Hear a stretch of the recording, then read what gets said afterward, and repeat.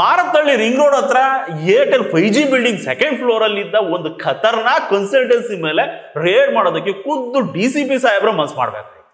ನಮ್ಮ HL police ಹತ್ರ ಹೋಗ್ಬಿಟ್ಟು ಈ ಕನ್ಸಲ್ಟೆನ್ಸಿ ಕಳ್ಳಾಟಗಳ ಬಗ್ಗೆ ಕಂಪ್ಲೇಂಟ್ ಬರೆದು ಕೊಟ್ರೆ ಎಲ್ಲ ಕಾನೂನುಬದ್ಧವಾಗಿ ಐತೆ.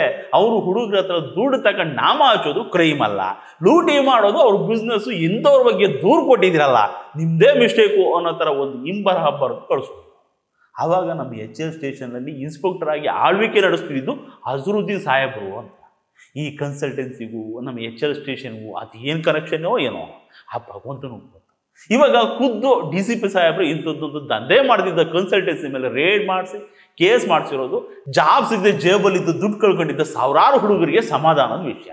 ಇದೇ ಬಿಸಿನಲ್ಲಿ ಆ ಹುಡುಗರಿಗೆ ದುಡ್ಡು ವಾಪಸ್ ಕೊಡಿಸ್ಬಿಟ್ರೆ ಬರೋ ಪುಣ್ಯ ಪೂರ್ತಿ DCP ಸಾಹೇಬರುತ್ತೆ. ಅದ್ರಲ್ಲಿ ನಮ್ಗೆ ಏನು ಶೇರ್ ಬೇಡ. ದುಡ್ಡು ಕಟ್ಟಿರೋ ಲಿಸ್ಟು ಕಟ್ಟಿಸ್ಕೊಂಡಿರೋ ಕನ್ಸಲ್ಟೆನ್ಸಿ ಹತ್ರನೇ ಇರುತ್ತೆ.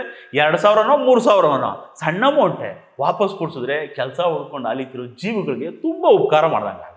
ಪಾಪ ಈ ಪೊಲೀಸ್ ಹತ್ರ ಹೋದರೆ ಪ್ರಯೋಜನ ಇಲ್ಲ ಅಂತ ನಮ್ಮ ಹತ್ರ ಬಂದು ಸರ್ ನಮ್ಮ ಹೆಸರು ಫೋಟೋ ತೋರಿಸ್ಕೊಡಿ, ನಮ್ಮ ದುಡ್ಡು ನಮ್ಗೆ ವಾಪಸ್ ಕೊಡ್ಕೊಡಿ ಅಂತ ರಿಕ್ವೆಸ್ಟ್ ಮಾಡ್ಕೊತಾರೆ. ಆ ಹುಡುಗರಿಗೆ ಅಷ್ಟು ಭಯ ಇಡಿಸ್ಬಿಟ್ಟವ್ರಿಗೆ.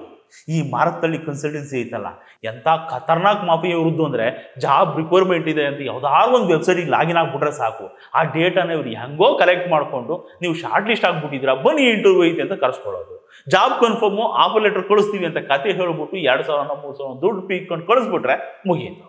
ಈ ಆಫೀಸೇ ಒಂಥರ ನಿಗೂಢ, ಮಾಫಿಯಾ ನಡೆಸೋ ಜಾಗದ ಥರ ಫೀಲಿಂಗು. ಕೆಳಗಡೆ ಇಬ್ರು ಬೌನ್ಸರ್ಸು, ಒಳಗಡೆ ಫುಲ್ಲು ಸೈಲೆನ್ಸು, ಒಬ್ರ ಜೊತೆ ಇನ್ನೊಬ್ರು ಮಾತಾಡಂಗಿಲ್ಲ, ಒಪ್ಪಿ ತಪ್ಪಿ ಕೂಡ ಮೊಬೈಲ್ ಹೊರಗಡೆ ತೆಗಿಂಗಿಲ್ಲ, ಮತ್ತೆ ಜಾಬು ಅಂತ ಈ ಕಡೆ ಸುಳಿಯಂಗಿಲ್ಲ. ಬಂದ ಕ್ಯಾಂಡಿಡೇಟ್ಸು ಕೆಲಸ ಮುಗಿಸ್ಕೊಂಡು ಹೇಳಿದ ಫೀಸ್ ಕೊಟ್ಟು ಹೋಗ್ತಿರ್ಬೇಕು. ಮತ್ತೆ ಜಾಬು ಗೀಬು ಅಂತ ಕಾಲ್ ಮಾಡಿದ್ರೆ ಇವ್ರು ತೆಗಿಯಲ್ಲ. ಆಫೀಸ್ ಹತ್ರ ಬಂದರೆ ಒಳಗೆ ಬಿಡಲ್ಲ, ಜೋರ ಮಾತಾಡಿದ್ರೆ ಅಮ್ಮ ಅಮುಕು ಡುಮುಕು ಆರ್ಮಿ ಥರ ಬೌನ್ಸರ್ಸ್ ಬಂದು ನಿಂತ್ಕೊಂಡ್ಬರ್ತಾರೆ. ಜೀವ ಬಂದಿದ್ರು ಸೋಪ್ ಮಾಡ್ಕೊಂಡು ಅದು ಜೀವನ ಮಾಡ್ಬೋದು, 2,000 ಹೋದ್ರೆ ಹಾಳಾಗೋಲಿ ಅಂತ ಇವ್ರು ಸವಾಸನೆ ಬೇಡ ಅಂತ ಹೇಳ್ಬಿಟ್ಟು ಬಡವರು ವಾಪಸ್ ಹೊರಟೋಗ್ಬಿಡ್ತಾರೆ. ಪ್ರತಿದಿನ 150ರಿಂದ 200 ಜನ ಅಂದರೆ ಲೆಕ್ಕ ಹಾಕೊಳ್ಳಿ, ಒಂದಿನಕ್ಕೆ 4ರಿಂದ 5 ಲಕ್ಷ ಕಲೆಕ್ಷನ್, ತಿಂಗಳು ಕೋಟಿಗಳಲ್ಲಿ ಬಿಸ್ನೆಸ್ಸು. ನಾವು ಈ ಕಚರಾ ಕನ್ಸಲ್ಟೆನ್ಸಿಗಳ ಕರಾಳ ಮುಖಗಳನ್ನ ಇಂಚಿಂಚು ಬಿಚ್ಚಿಟ್ಟಿದ್ವಿ. ಇವ್ರುಗಳು ಮಾಡೋ ಅಡ್ಕಸ್ಬಿ ಕೆಲಸಗಳನ್ನ ಎಳೆಯಾಗಿ ತೋರಿಸಿದ್ವಿ. ಇದನ್ನು ನಮ್ಮ ಬೆಂಗಳೂರು ಪೊಲೀಸರು ಸೀರಿಯಸ್ ಆಗಿ ತಗೊಂಡು ಏನಾದರೂ ಒಂದು ಮಾಡಬೇಕು ಅಂತ ರಿಕ್ವೆಸ್ಟು ಮಾಡ್ಕೊಂಡಿದ್ವಿ. ಈಗ ಸದ್ಯಕ್ಕೆ ಇವ್ರ ಮೇಲೆ ಕೇಸ್ ಆಗೈತೆ, ಆಫೀಸಿಗೆ ಬೀಗ ಬಿದ್ದೈತೆ.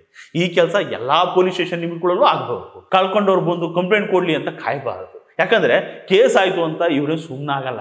ಈ ದಂಧೆನಲ್ಲಿ ಉಂಡು ದುಂಡಗಾಗಿರೋರು, ಅಡ್ರೆಸ್ ಬದಲಾಗುತ್ತೆ, ಕಸ್ಬಾದೇ ಇರುತ್ತೆ. ಅದಕ್ಕೆ ಹೇಳೋದು, ಈ ಕೆಲಸ ಹುಡುಕೋ ಹುಡುಗರು ಹುಷಾರಾಗಿರ್ಬೇಕು.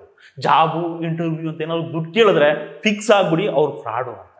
ಆಫೀಸ್ ಮುಂದೆ ಬೌನ್ಸರ್ ನಿಲ್ಸ್ಕೊಂಡ್ಬಿಟ್ಟಿದ್ರು ಅಂದರೆ ಫಿಕ್ಸ್ ಆಗ್ಬಿಡಿ ಅಲ್ಲಿ ಫ್ರಾಡ್ ನಡೀತಿದೆ ಅಂತ. ಆಫೀಸಿಗೆ ಬೋರ್ಡ್ ಇಲ್ಲ, ಒಳಗಡೆ ಮೊಬೈಲ್ ಅಲೋ ಇಲ್ಲ, ವಾಟ್ಸಪ್ ಕಾಲ್ ಓನ್ಲಿ ಅಂದರೆ ಫಿಕ್ಸ್ ಆಗ್ಬಿಡಿ ಅವ್ರು ಪಕ್ಕಾ ಫ್ರಾಡು.